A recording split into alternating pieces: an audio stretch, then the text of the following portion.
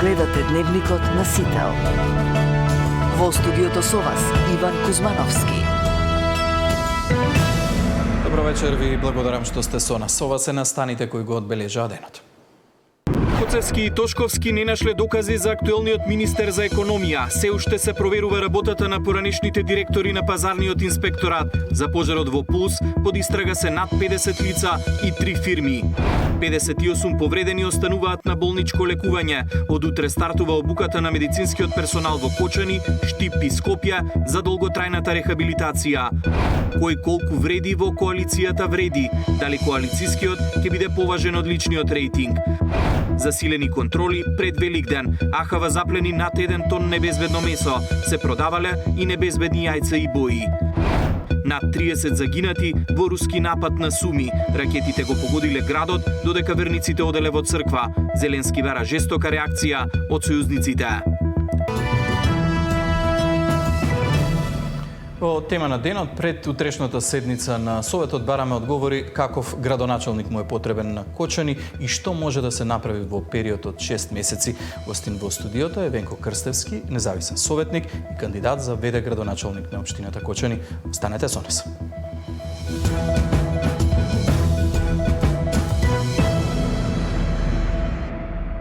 Државниот јавен обвинител Коцевски и министерот за внатрешни работи Панче Тошковски на заедничка пресконференција ги објавија деталите од последното проширување на истрагата за пожарот во дискотеката Пулс во Кочани. Досега се опфатени вкупно 52 лица и 3 фирми, меѓу нив има 4 поранешни министри за економија, но за актуелниот немало доволно докази, велат од обвинителството. Во притвор се 4 од вчера приведените, меѓу кои поранешниот директор на дирекцијата за заштита и спасување и актуелен министер во владата Шабан Селиу. Тамара Дичевска ги има деталите. За 4 нови осомничени за пожарот во Кочани обвинителството бара ефективен притвор. За 6 куќен со забрана за комуникација, а за 8 мерки на предпазливост. Истрагата се прошири за 18 нови лица. Меѓу нив се 4 поранешни министри во економија, 3 државни секретари во министерството и 6 раководители на сектор. 4 директори на дирекцијата за заштита и спасување, 7 пазарни инспектори, 3 општински градежни инспектори. Екс-министрите и вработените во Министерството за економија се осомничени дека издавале лиценци на клубот без да ги исполнува условите, а актуелниот министер за економија Бисер Дурмиши не е опфатен во истрагата. Сите тие, како и претходно осомничените во Министерството за економија, се истражуваат затоа што му овозможиле на кабаре клуб Пулс да добива лиценци без да ги исполнува минимално техничките услови за работа и незаконито да продолжи во вршење на угостителска дејност за целиот период од отворањето до пожар. Актуелниот министер за економија не е опфатен со истрагата, бидејќи нема ниту еден доказ дека собственикот на клубот иницирал постапка за нова лиценца во 2025 година.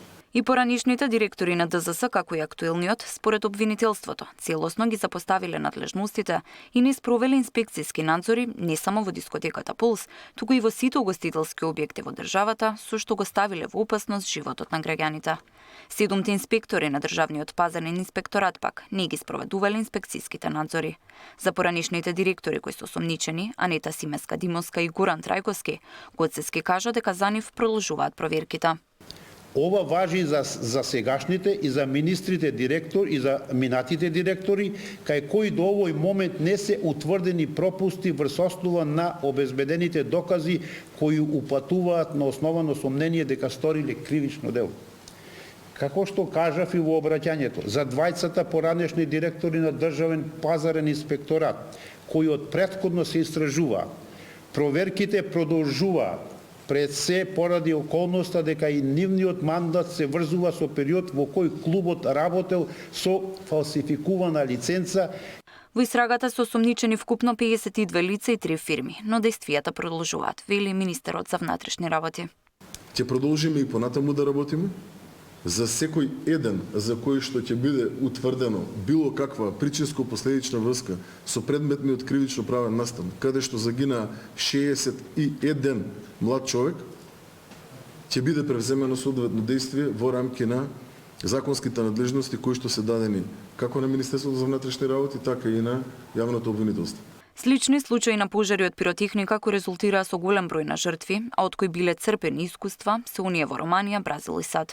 Во овие судски процеси, како што нагласи обвинителството, биле земени предвид долгорочната серија на системски пропусти, што придонеле пожарите да бидат толку разорни, слично како во дискотеката Пулс. Тамара Дичевска, Сител телевизија. Од СДСМ велат дека повторно нема истрага против никој од Министерството за внатрешни работи, одговорен таа ноќ.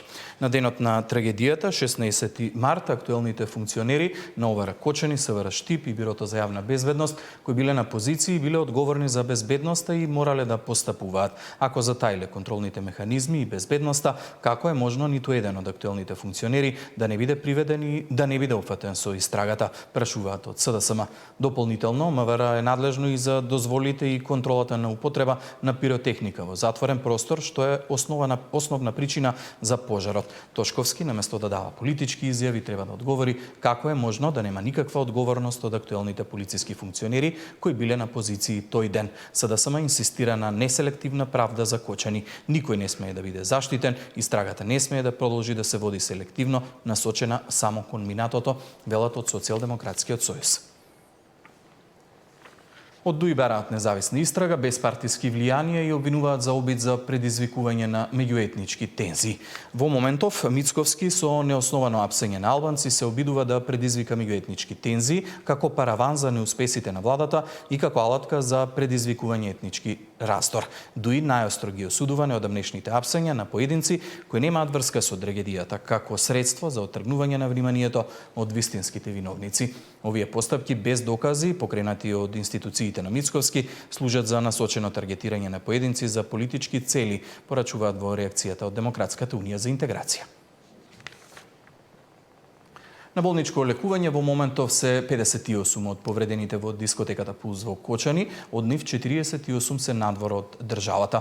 Во Скопје најголем број на повредени има во Старата градска болница. Од утре странски експерти ќе почнат со едукација на медицинскиот персонал во болниците во Кочани, Штип и Скопје за процесот на долготраен третман на повредените.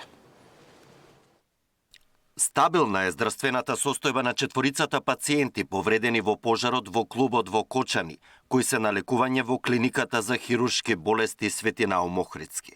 Во моментот се хоспитализирани четворица пациенти, од кои што двајца се наоѓаат на викенд, че пуштени се дома да се видат со фамилиите. Во текот на вечерните часови треба да се вратат во болница и уште двајца кои што се во моментот во болница. Сите се во стабилна состојба нормално. Тројцата се изгореници, едниот е со инхалаторна повреда. Од четворицата пациенти, тројца се вратени од странство, а еден повреден во пожарот цело време, веќе месец дена е на лекување во хируршката клиника. Каде што се прават се уште некои преврски, но се очекува во текот на следната недела да може и он да биде испишан на домашно лекување.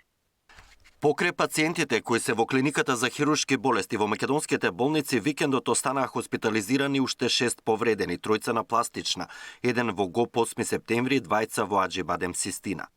Во странски центри се уште на третман има 48 лица, а некои од нив според најавите од здравствените власти во текот на идната недела се очекува да бидат вратени во Македонија.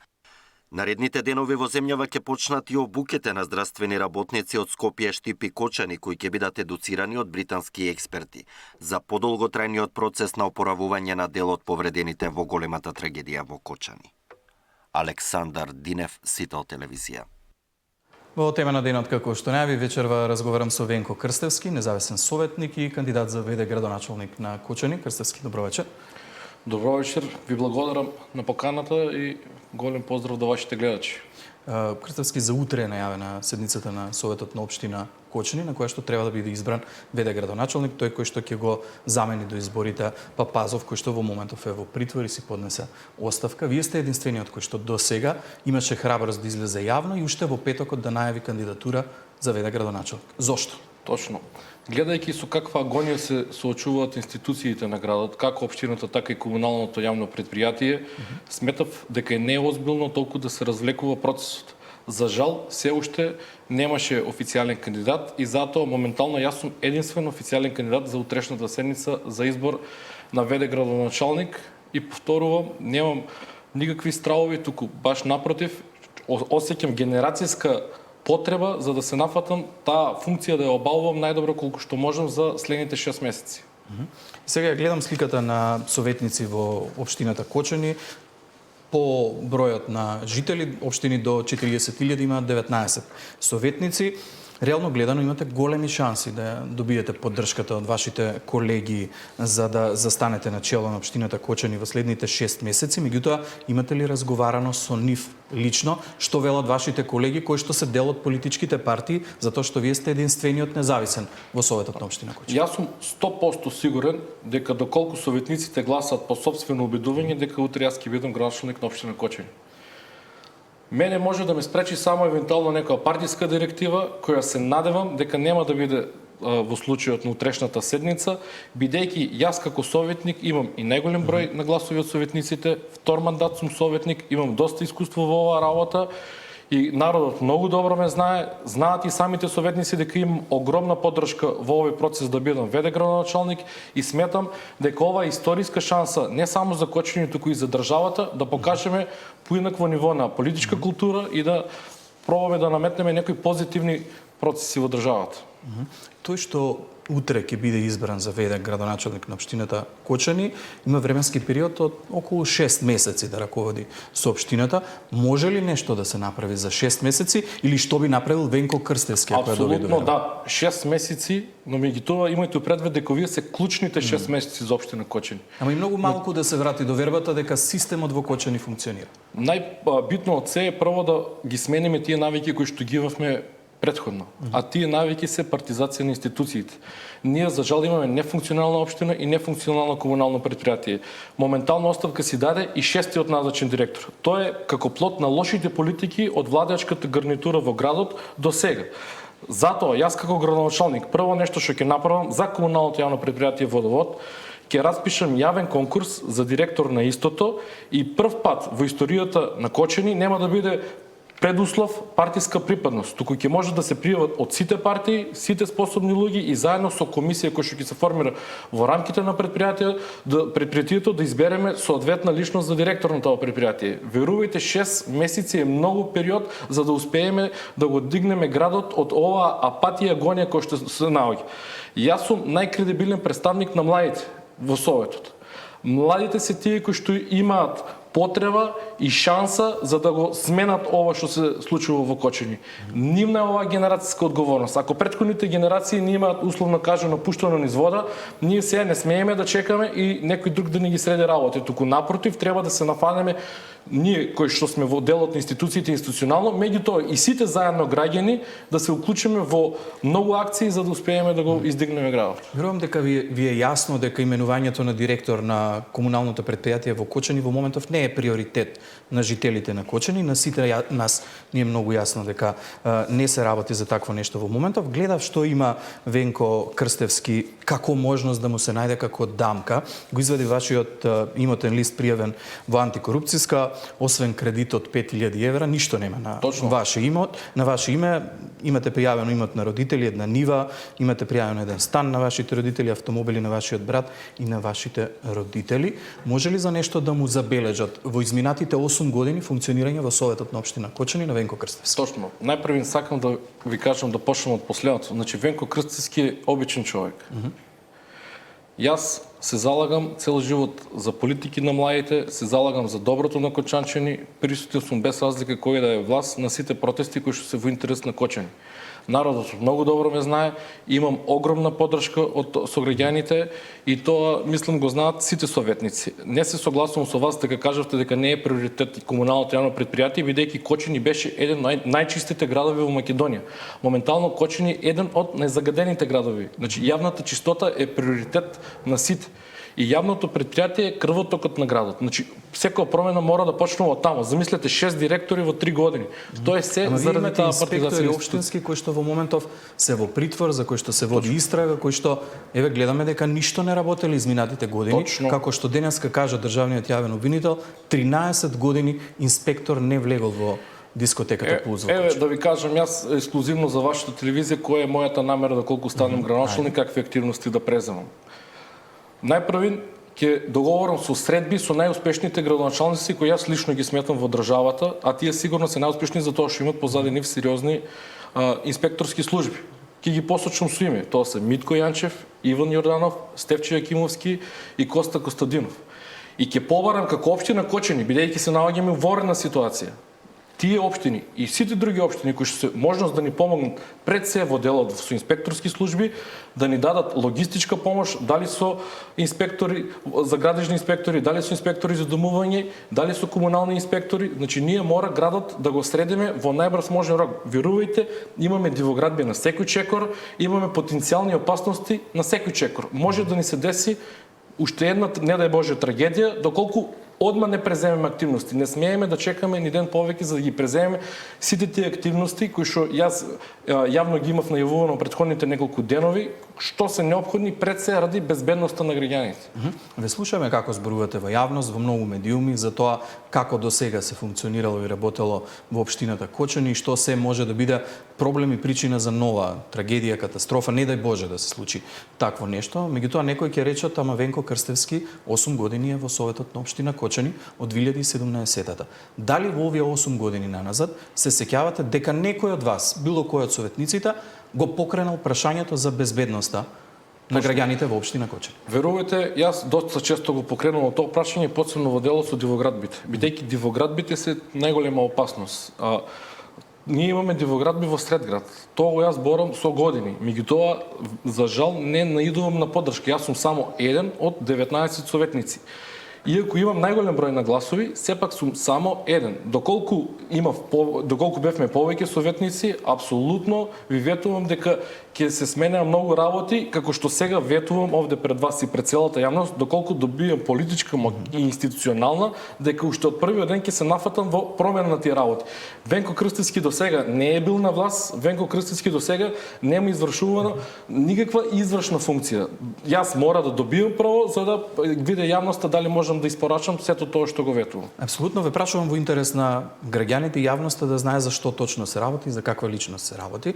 Ако не грешам, ви вечерта на трагедијата на 16 март бевте во дискотеката Пулс во Кочани. Предпоставам дека и како сите млади во општината Кочани и многу пати претходно сте оделе во оваа дискотека. Дали во овие изминати години некогаш ви било сомнително каква е безбедноста во оваа дискотека? Дали можеби некогаш сте се довеле во прашање да го покренете ова како проблем пред вашите колеги во Советот на општина? Потполно ве разбирам. И дали нешто такво можело да промени да ни се случи оваа трагедија? Верувајте, значи по ден на несреќата видовме дека од сите државни служби имаше контроли во 50 ноќни клубови, кабарења и дискотеки, во кои беше утврдено дека 28 не ги исполнуваат условите. Сите ние кои што одиме во тие дискотеки, значи трагедијата за несреќа беше во Пулс, меѓутоа можело да биде во сите овие 28 кои што не исполнувале услови за да извршуваат таа работа. Луѓето кои што одат таму да се забавуваат, нити гледат во ПП апаратите, нити во дали има втор или трет излаз, едноставно веруваат во институциите на државата и одат таму да се забавуваат. Јас ќе почнам од себе. Значи мора да бидам самокритичен, дека сите ние имаме улога во целиот овој систем кој што се создава со години, бидејќи како што каже еден познат доктор од Кочани, сите луѓе сакаме правила, а за себе се исклучуци. И после овој настан, доколку ние драстично не го сменеме однесувањето и да престанеме да тражиме и за себе си исклучуци, односно правилата да важат за сите, не дај Боже ќе ни се повторуваат такви немили настани и во иднина.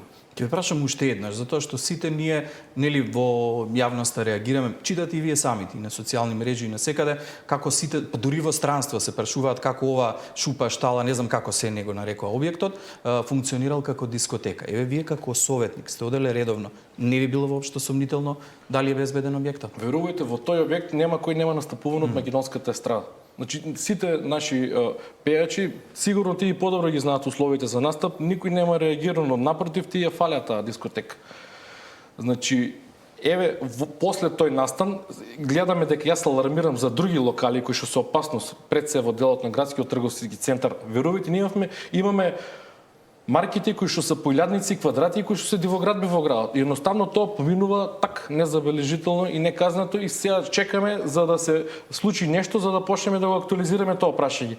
Меѓутоа сега е време за акција и за реакција. Јас сум спремен за таа акција, сум решителен и ветувам дека ќе ја извршам до крај и целиот процес дека ќе биде заедно со поддршка на јавноста и јавноста ќе биде запознаено за се што се случува од општина Кочани и од предпријатијата кои што се под општина Кочани. Да, за жал граѓаните на Кочани ќе можат дури за 6 месеци да го кажат своето мислење и својот став. Јас за крај морам да ве прашам со оглед на тоа дека до сега во постапката се уфатени тројцата претходни градоначалници на општината Кочани, видовме поголем дел од инспекторите кои што функционирале во рамки на општината Кочани. Вие лично што мислите, дали имаше некој кој што требаше да биде опфатен, а во момент не е опфатен со истрагата и постапката за одговорност? Моје лично мислење и по односно укажувањата на луѓе кои што се стручњаци од областа на безбедност е дека постапката се води во погрешна насока, а тоа е во делот на издавање на лиценцата, а не во делот за смртните последици.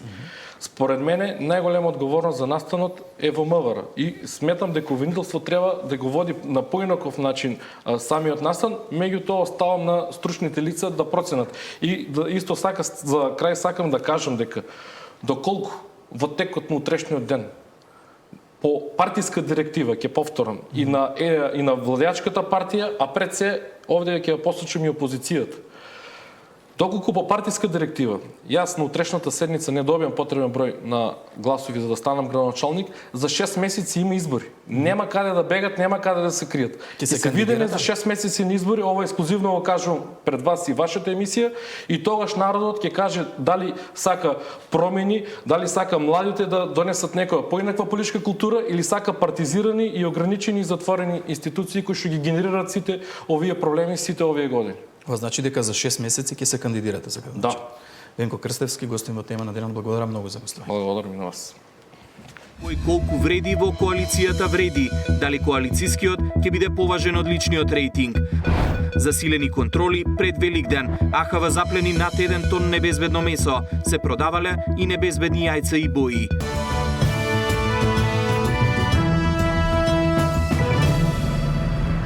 Дали коалицискиот ќе биде поважен од личниот рейтинг на партнерите во вреди? Ова е главното прашање кое како тест стои пред актуелните владини партнери. Одговори за очекувањата од политичките аналитичари повера Катерина Нешкова. Иако отидоа предалеку со меѓусебните коментари, на крај сите партнери од вреди, сепак заеднички ќе настапат на локалните избори. Децидни се политичките аналитичари. Предалеку отидоа, јас мислам дека тие требаше внатре да ги консумират сите политички можности за да можат да се договорат, се со цел заеднички да настапуваат во локалните избори.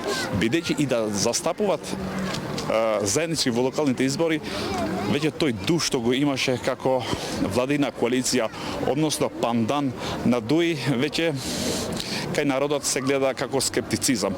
Но најверојатно овие 4 политички партии на крај ќе се договорат во една заедничка слика, како и засекогаш, кога ќе им гори тука да идат во Косово да се сликат со премиерот на Косово Албин Курти. Во интервју пак нова порака за Таравари од коалицискиот партнер Касами, што побрзо да се одлучи на чија страна е. Лидерот на БЕСА вели дека секој партнер вреди во вреди, но и предупредува дека тој што ќе се одели од групата, ќе го јаде волкот. Било кој да излезе, автоматски создава можност некој да влезе. Така да јас сенам дека најмногу што ќе губи, најголем губитник ќе биде тој кој ќе излезе од во случајот од коалицијата Влем, затоа што и не е случајно и народната поговорка. Значи тој што ќе се одели од групата ќе го јаде волкот.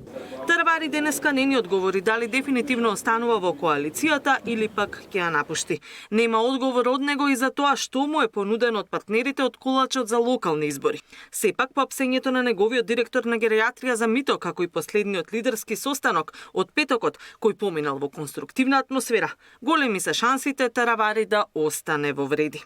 Според договореното, работните групи од коалицијата ќе треба и понатаму да ги пеглат разликите за тоа кој партнер во која општина би имала свој кандидат за градоначалник и за застапеноста на советничките листи. Превирањата во вредина стана кога лидерот на Алијанса се заложи секој од партиите да има самостоен настап за локалните избори, пошто почна разговори дури и со опозицијската ДУИ за нивна поддршка во одредени општини. Ова пак ги разлутика сами меджити, кои отворено побараат Таравари да се определи дали останува кај нив и во владата или пак ќе соработува со интегративците. Катерина Нешкова, Сител телевизија.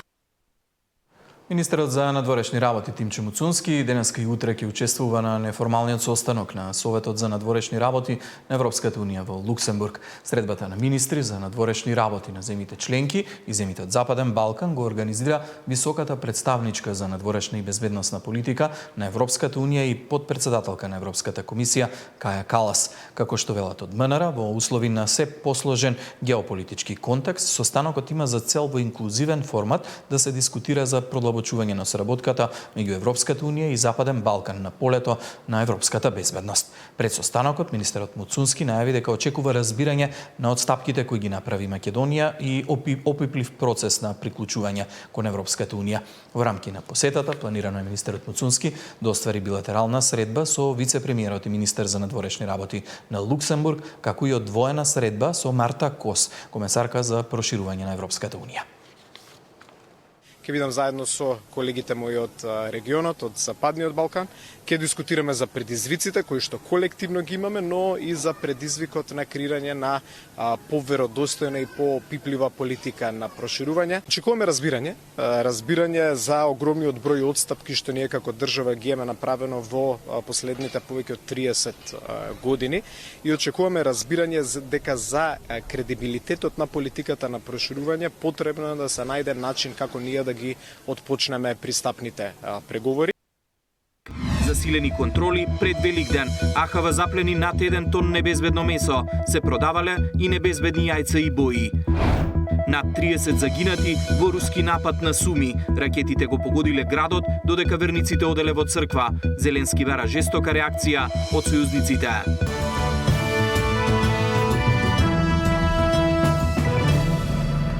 Агенцијата за храна и ветеринарство во предвеликденска контрола на терен запленила над 1 тон небезбедно месо, а инспекторите пронашли и небезбедни јајца и бои за фарбање. Наташа Мерсовска ги има деталите.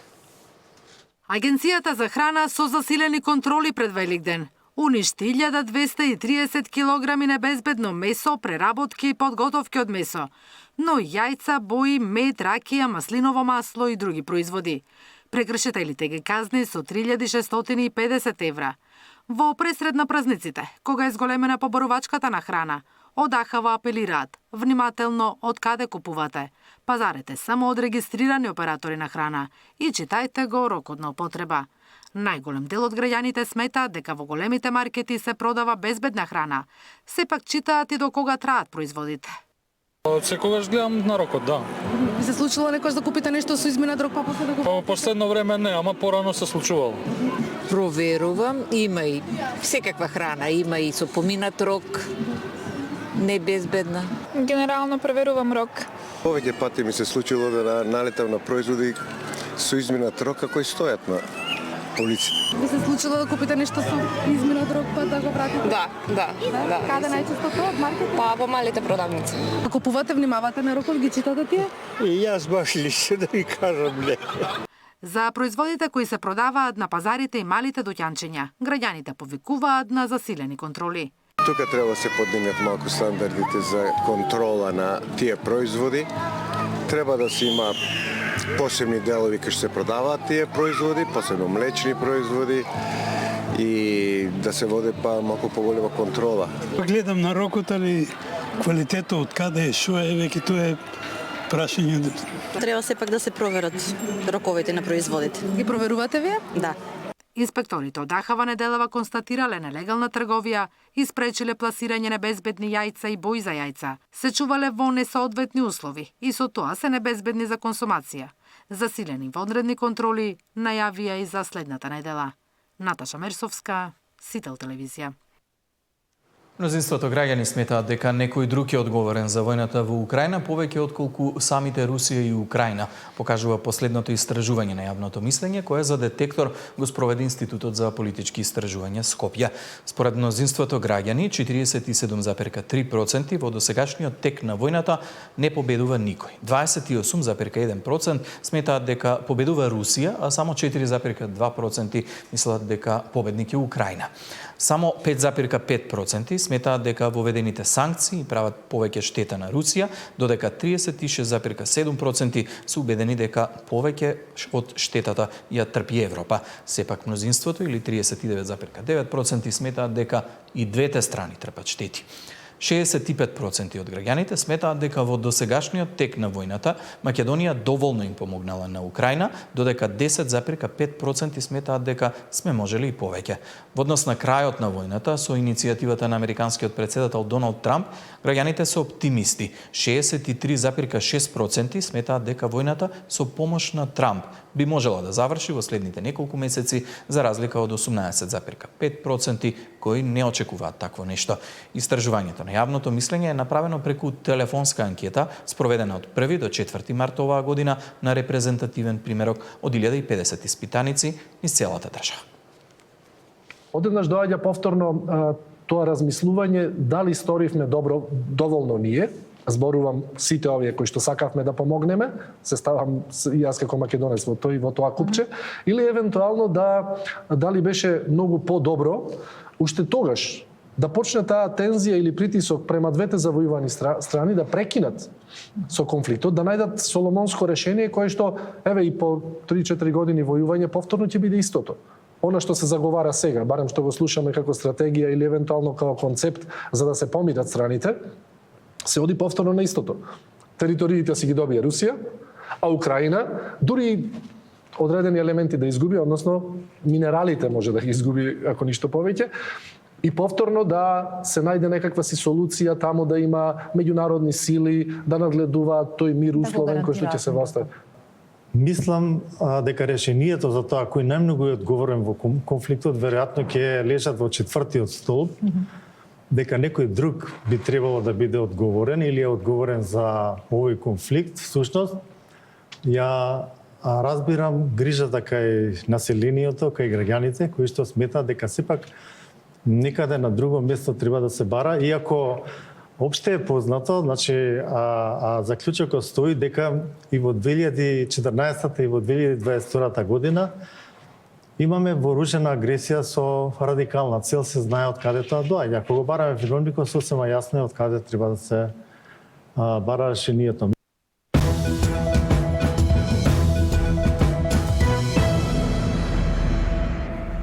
По продолжение блог вести од светот. Најмалку 30